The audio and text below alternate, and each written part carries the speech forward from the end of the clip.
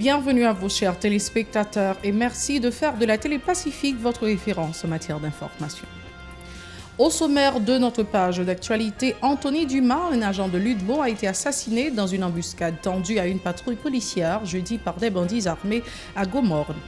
Arrestation de 6 présumés membres de la base de 5 secondes, mercredi à Paco. André Jean, chauffeur du chef de gang notoire ISO, figure parmi les malfrats. Nouvelle journée de manifestation jeudi devant les locaux du BINU à Pétionville pour fustiger l'ingérence pernicieuse des étrangers dans les affaires du pays. Rapatriement de 135 migrants haïtiens le 28 juillet dans le cadre d'une opération spéciale à partir de la Turquie. L'association Neges Marron a organisé jeudi une conférence débat autour du thème « Mon corps au sens propre et figuré » pour dénoncer les violences faites aux femmes et aux filles. À l'étranger, la réception à l'Élysée du prince héritier saoudien Mohamed Ben Salman jeudi soir a divisé la classe politique française. Restez branchés, les détails c'est tout de suite. Si vous jugez que cette vidéo est intéressante, n'hésitez pas à liker et partager la vidéo. Et surtout, n'oubliez pas de vous abonner à cette chaîne et activer la cloche de notification pour ne pas louper aucune de nos vidéos. Si vous nous rejoignez maintenant, vous êtes sur la Télé Pacifique, vous suivez Info Pacifique, le développement. Anthony Dumas, un agent de l'UDMO, a été assassiné dans une embuscade tendue à une patrouille policière jeudi par des bandits armés à Gomorrhe, dans l'Artibonite. L'incident meurtrier s'est produit tôt le 28 juillet alors que les policiers se rendaient à un point fixe de la localité appelée Petit Bois d'Orme. La victime, qui a été atteinte d'un projectile à l'œil, a rendu l'âme sur place. Le défunt appartenait à la 27e promotion de l'institution policière. Il faut rappeler qu'un autre agent a été blessé au cours de cette attaque. La police a arrêté et écroué mercredi 6 présumés gangsters, membres de la base de 5 secondes. Parmi les malfrats figure Jean-André alias T-André, le chauffeur du réputé gangster ISO, chef de ce groupe armé basé à Village de Dieu. L'opération s'est déroulée à la Croix des Prés, à Paco. Kidnapping, association de malfaiteurs, vol à main armée sont les principaux chefs d'accusation retenus contre les caïds. Pour la deuxième journée consécutive, des citoyens se sont rassemblés devant les locaux du Bureau intégré des Nations Unies en Haïti, BINU, à Pétionville pour fustiger les étrangers du fait de leur perpétuelle ingérence dans les affaires du pays.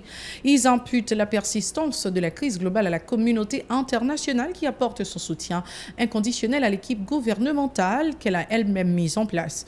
Pour les contestataires, la présence de la structure onusienne ne sert en rien les intérêts du pays en à une instabilité politique récurrente, à l'insécurité chronique ponctuée par les actes de kidnapping en série et la hausse accélérée du coût de la vie. Ils en ont profité pour faire un flashback sur l'occupation américaine de 1915 qui a sans doute contribué au malheur du pays depuis des lustres. Écoutons leurs déclarations recueillies par Hirsch Résil et Maud Léjean. Nous camper devant Bini pour dire non avec gang, non avec kidnapping, non avec PIA qui est gangsterisé pour éliminer la population haïtienne. Je dis à nous, par contre, qui c'est pour nous aller? Nous par contre, qui pour nous le dire dans le pays? Et la façon pour nous marquer sur cette année, depuis que l'Amérique était fini, sol nous, il était fini craser nous, il était fini détruire nous, prendre toute réserve nous, l'on nous, craser tout ça nous dégaine comme acquis moral démocratique. Ça fait sur cette année, depuis que l'Amérique était fini, il mettait toute qualité, problème, difficulté, et gérer son pays. Avec les cacos d'Haïti, il y a des batailles, il y a des méthodes l'Amérique dehors. Mais l'Amérique, c'est censé lier. Depuis ce côté lié, c'est sans nous pour couler. Il finit d'une manière ou d'une autre forme pour le mettre nous, non seulement dans l'esclavage, mais dans l'échéance. Ce nouveau sitting a été aussi l'occasion pour ces citoyens de condamner les massacres perpétrés dans les différents endroits de l'aire métropolitaine de Port-au-Prince, notamment sous le régime du parti haïtien en tête Calais PHTK, dont l'équipe au pouvoir a le prolongement. Au Bel-Air, à Martisson, en plaine, les gangs armés continuent de massacrer les gens sans que le gouvernement entreprenne des actions efficaces pour traquer les malfrats, ont dénoncé les manifestants. Pour eux, les étrangers ne sont pas innocents de la crise sécuritaire, indiquant que les armes qui pullulent sur le territoire proviennent notamment des États-Unis d'Amérique. Ils sont toujours au micro de Hirsch Résil et Maud Léjean. Pendant que je parle là, il y a tué mon dans Bel Air. Du génocide dans Bel Air. Là, mon Bel Air, on a fait résistance, on a gagné Rilama, on a gagné Post Marchand, on a gagné Fonds National pour la population civile là courir. Le jour aujourd'hui, à propre la police, mettez blindé l'espace. Les gens qui mourent, ce n'est pas dans le goût, mais ils mourent, ils mourent au archive national. Et le archive national, c'est côté qui protégé. Et qui était protégé, même la police était qu'on passe là-dedans. Plus qu'après 18 juillet, même la police pour ta blindé, de tuer 2 personnes dans Bel Air. Depuis ça fait là, c'est déclenché. C'est que ça qu'a fait là, il n'est pas innocent.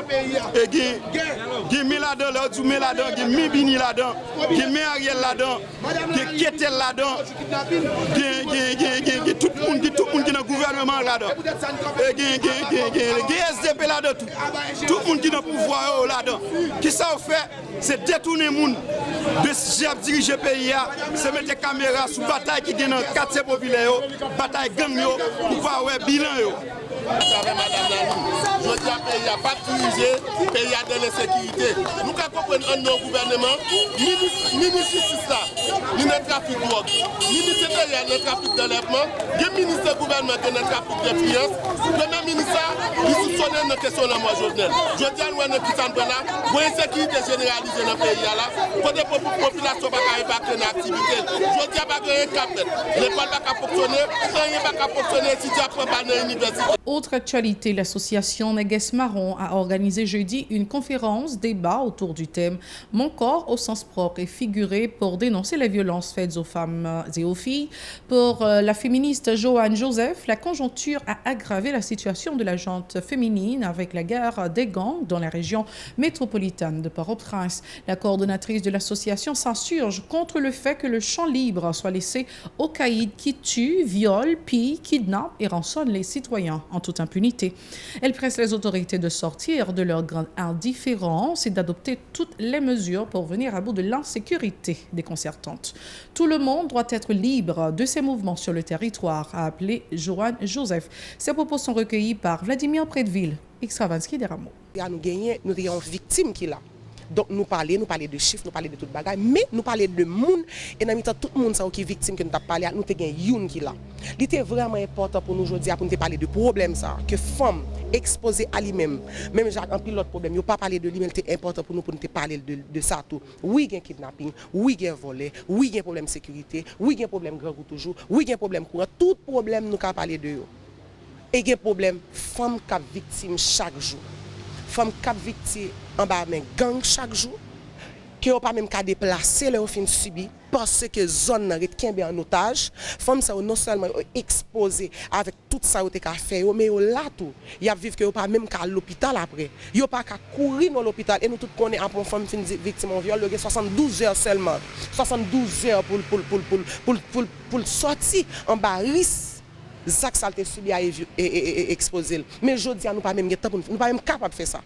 Nous n'avons pas de possibilité pour nous faire ça. Pour qui ça? Parce que c'est des gangs qui kembe zone yo, leur fin fait zap malhonnête ça sous femme, femme n'a pas qu'à déplacer.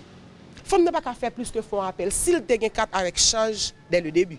Parce que ça qui arrive, il pas qu'à sortir pour la lâcher 4. Femme c'est ça saute expliquer nous qui quand tu marché le marché après combien de jours le marché pour sortir dans zone ça dans caille ça te fait ça classe là. C'est vraiment un choc, son miracle si Francesca sorti après ça après quelques temps là elle fait test et qu'elle pas malade. Mais on parlait de quantité de femmes qui fermaient et bien sûr après qui pas une chance Francesca gagner qui malade après qui est enceinte après était déjà très vulnérable qui pas de travail qui pas de monde taper d'elle qui non moment qui non pays côté pas aucune structure qui là qui pour aider femmes ça qui ouais femmes ça qui même parler de eux. Il est extrêmement important pour nous Anessa nous même dans Néguès Marron pour nous toucher point ça pour nous exposer problème là. Une fois encore bien sûr nous habitués faire mais il était extrêmement important. Pour sa part, Francisca Préville, l'une des victimes de la guerre des gangs en pleine, déclare que l'escalade de la violence a endeuillé bon nombre de familles, ajoutant que des mesures drastiques doivent être adoptées sans tarder pour pallier cette situation. Dans toute société, force est restée à la loi, a défendu Francisca Préville, ajoutant qu'Haïti ne doit pas faire exception à ce postulat. Elle exige que justice soit faite à toutes les victimes d'actes de violence, notamment au cours de cette période. On l'écoute toujours au micro de Vladimir Prédeville, Extravansky des Rameaux. Il dit, retirer la glace, la première fois, je ne pas retirer. Je vais essayer de changer l'idée. Et puis, il dit, je vais retirer la glace, et puis je retire deux bouts de choc, je retire la glace. Et puis, il pousse sur le carré. Et puis, il servait à lui. Sans capote. Mais il y a deux messieurs qui campaient dans la cour toujours avec des âmes dans la main. Il fait servir avec bien servi. Et puis après ça, il dit, pas de quoi dedans. C'est pas de quoi dedans, même de l'eau et vous. Et puis il dit, non, mais tu dois passer, il dit, non, je ne vais pas passer, non, mais tu dois pas quoi. Puis même côté, mais tout le monde entend des mouvements qu'a fait là dans la cour, il ne va pas faire rien. Parce qu'il y a des âmes dans la main, il ne va pas faire. Le maître qui a été enfermé, mais c'est dans la école, pas des miens, parce que les garçons des si jeunes ont été captivés, monsieur. Et puis, même côté, c'est la école. Et puis, monsieur vient servir avec elle, et puis, chance pour moi, il va faire ce petit là rien. Il fait tout ça au début, il fait la veille. Puis après ça, il passe sous même tête mienne, il va passer par une barrière. Les messieurs, ça va sortir. Général là, qui couche maintenant, chef là, l'autre monsieur au même, pas de, comme si la marché by facile et puis l'autre même a marché par dos avec zam dans mais comme s'il a protégé. Ces soldats même il a protégé le pays. C'est le temps de voir ce qui se passe à l'étranger. Restez branchés. Merci d'être encore avec nous sur la Télé Pacifique. Voici le journal international. La réception à l'Élysée du prince héritier saoudien Mohammed Ben Salman jeudi soir a divisé la classe politique française, là où Aurore Berger, chef de file de la majorité présidentielle à l'Assemblée nationale, a défendu une nécessité absolue de discuter. Plusieurs voix de l'opposition ont critiqué ce dîner de travail avec Emmanuel Macron.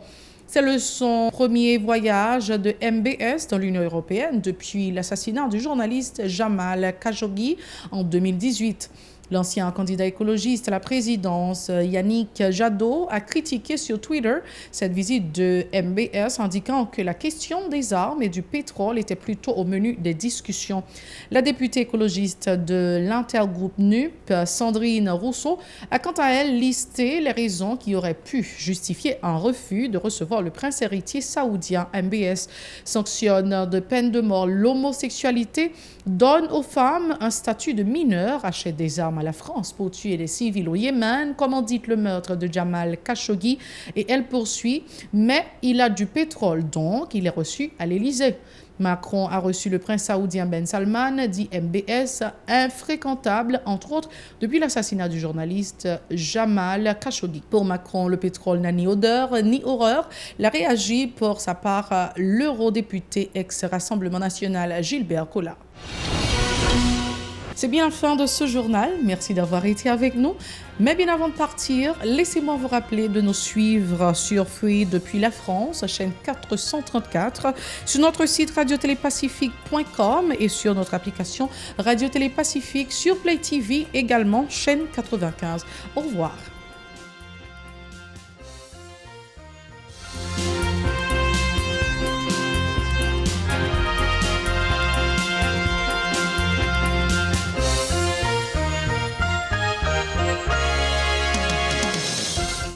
Si vous jugez que cette vidéo est intéressante, n'hésitez pas à liker et partager la vidéo. Et surtout, n'oubliez pas de vous abonner à cette chaîne et activer la cloche de notification pour ne pas louper aucune de nos vidéos.